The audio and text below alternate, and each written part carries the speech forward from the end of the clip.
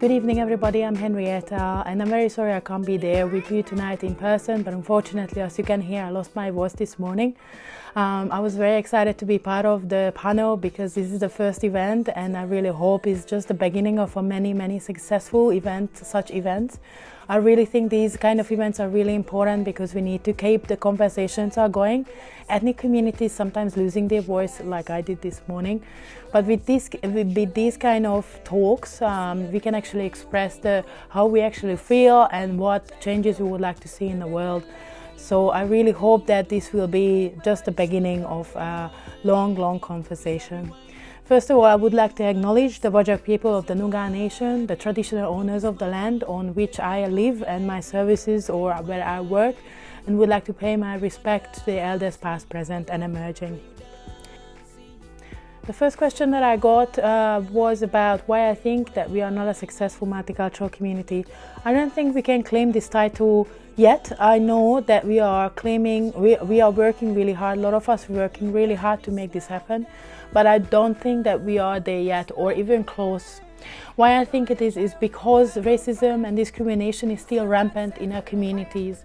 Why I think that is because Australia is a monolingual country.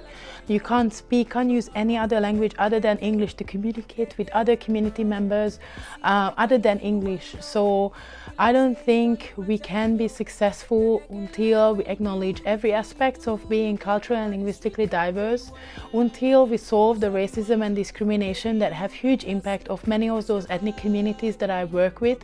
I truly believe that it is, as I said, it's gastronomical romanticism what we have here. Why we celebrate food and dancing and events.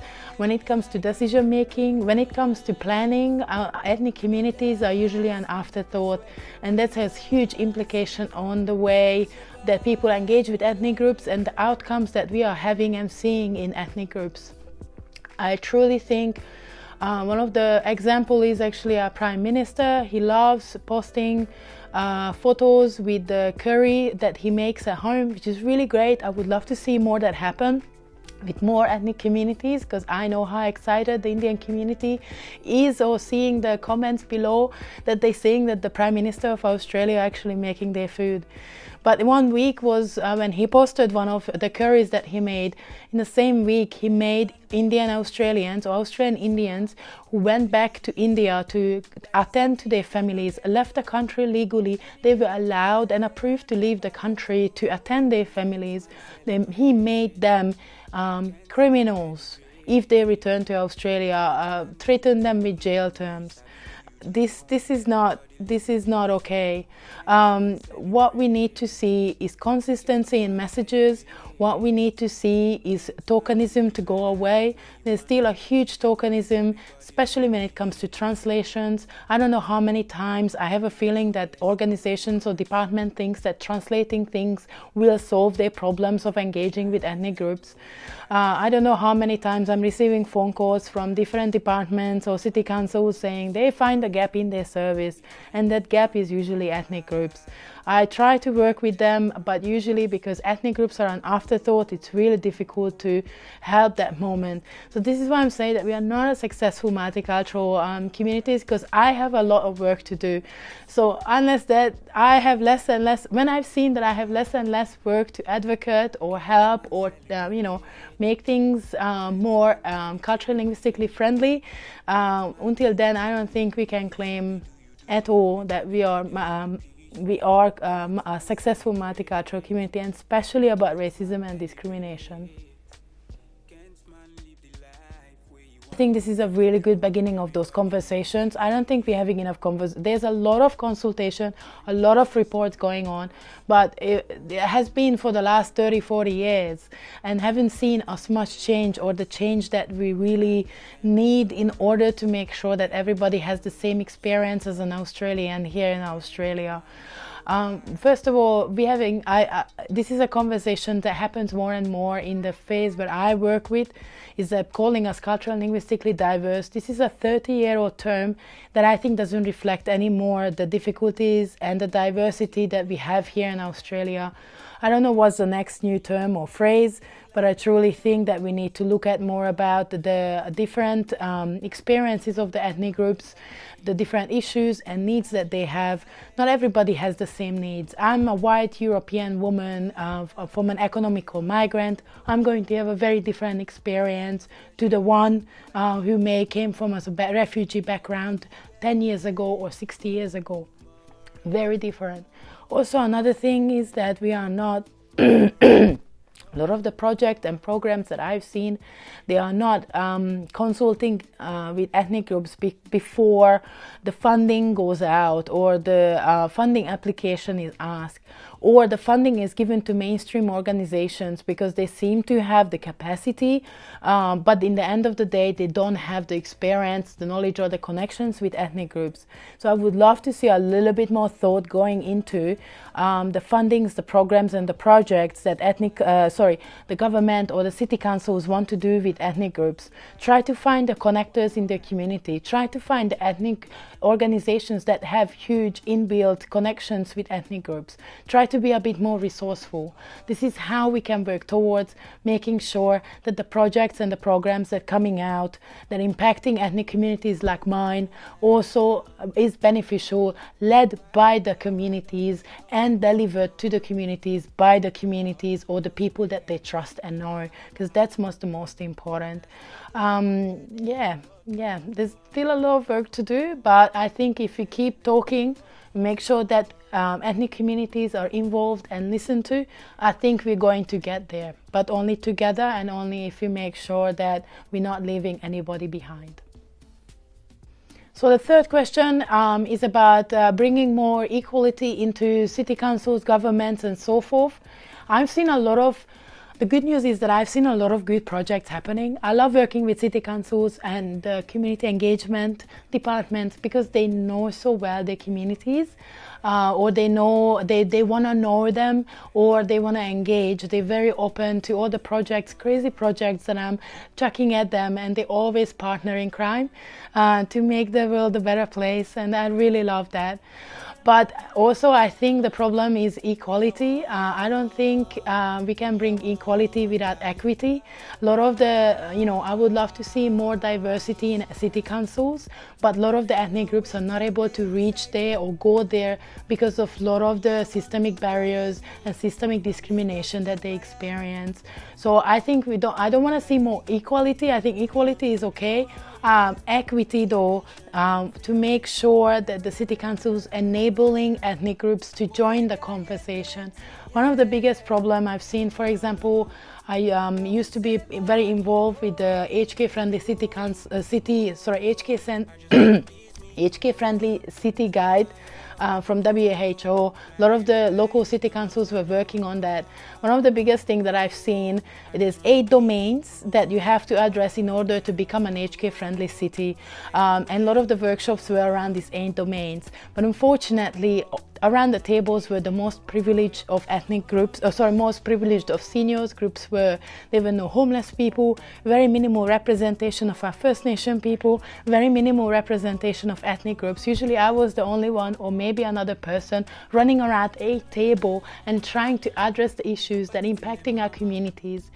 It was impossible, and of course they fell behind, and of course now we can see that it was actually in the Aging in Multicultural WA report that indeed these reports fell behind, way behind, to address the issues of ethnic communities. So please start with equity. Make sure that you start with your most vulnerable population when you are planning, and plan around them, because if you put the most vulnerable into the center of everything you do, then I guarantee you that you are going to have a better outcome for everybody. Thank you. So a specific program related to the problems related to the Hungarians, there's a couple. First of all, the generational issues. 81% of us came here before 2007. That means we are a very aging population, and I can see there was a problem when I was the president, and now it's even became more chronic. The younger generation just simply not there in numbers and energy and time to take over what our elders have built. This is not unique to the Hungarians. I've seen this happening with a lot of the European communities that are asset rich, but members poor, I would say. And if it's not something not going to change, and right now actually younger people are not coming in because we have a shut border, so there's no fresh blood. The second and third generation actually losing their culture and language. Australia, other than being a very monolingual country, one of the most monolingual country in the world, we also are a graveyard of languages. Why I'm saying that? We lost more Italian and Greek speaking people in the last 10 years than the new and emerging communities combined gained. So that's a huge number, and that's a big problem, because we are losing our culture, we are losing our language, and second and third generation are not connected to us. So the older generation puts huge expectations on the new generation then coming in, the first generation Hungarians like myself and my generation, to take over what they have built. But we are coming from a very different country, we're coming with a very different experiences back from home. We are not refugees anymore. We have work, both usually men and women have to work, so those traditional gender roles that kept most of these ethnic clubs alive, where women were able to attend the kitchen and run groups, are not necessarily there anymore. So it's very difficult, and even when I was the leader of the ethnic communities, I worked really hard to try to find a new solution. Until today, I'm very open to this conversation, because I truly think this is threatening the pure existence of a lot of our ethnic groups, and we need to do something about it. Otherwise, I'm very worried that I'm going to lose the community that I have here. And as I said in the video, they helped me so much to settle here, so I know how important is it for people to connect to their origin, to their language and culture in Australia. I see a lot of consistency when it comes to city councils, so I think that's really having the right way. As I said, my problem is planning. I don't think there's enough consultation happening from all sides of the ethnic groups.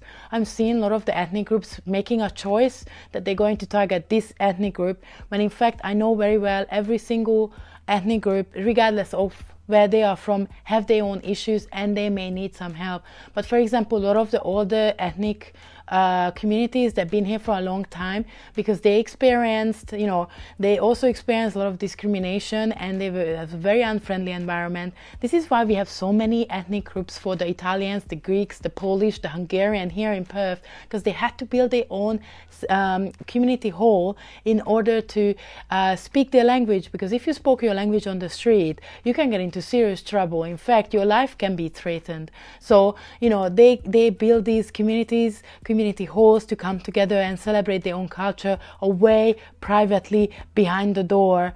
So they learned not to trust local city councils. My community also not trusting the city council that we are in. I'm very sad to see that they are absolutely annihilated my community from the city council, the one that I'm actually from the other end working and doing a lot of good projects in the ethnic communities. Completely opposite experience, so inconsistencies, because I know a lot of the city councils have very siloed, the department not necessarily talking to each other or see the impact they're having on the same community that one other department is working with. So I would love to see that when part of the city council be the planning department working with an ethnic group and the issues coming up, to consult maybe with the community engagement department and check with them how they can actually be more involved, because I know that a lot of the consultation is not happening. No one consulted my community with the issues that we currently experience, and they're quite severe. So so I would love to see more consistency within the city councils talking to each other, because one department may do a really, really good job, but then the next department comes in and damages that. And this is what's, for example, happening to my current community, my community at the moment. So that was me. Thank you so much for allowing me to talk tonight. I really appreciate that, and hopefully see you soon. Thank you. Bye.